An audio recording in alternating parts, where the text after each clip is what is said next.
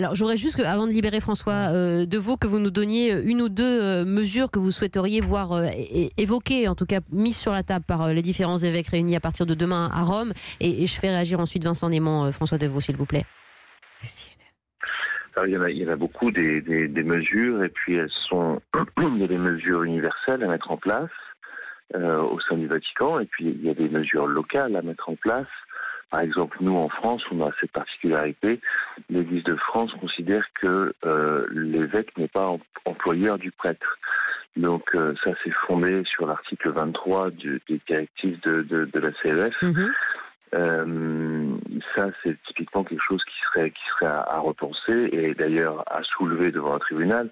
La Cour anglaise, d'ailleurs, a répondu à cette question, et elle considère que le prêtre entretient bien une relation de salarié avec son évêque, et donc l'évêque est responsable de son prêtre. D'accord.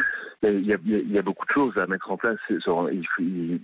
Voilà, Vincent Némon dit non, on ne sait pas, mais peut-être qu'il serait temps qu'il nous invite à une table et qu'on puisse poser les choses et qu'on puisse exprimer autrement que sur un plateau radio sur Europe 1. Il y a beaucoup de propositions qui sont à faire.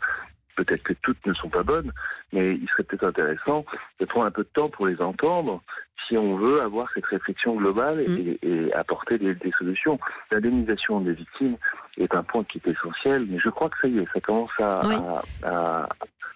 être en cours. À évoluer un peu. En tout cas, je vous remercie les uns et les autres d'être là, justement parce que cette parole a besoin de se libérer aussi médiatiquement, et vous prouvez qu'on le fait avec la conférence des évêques de France. Vincent Némon. Merci François Deveau. Je rappelle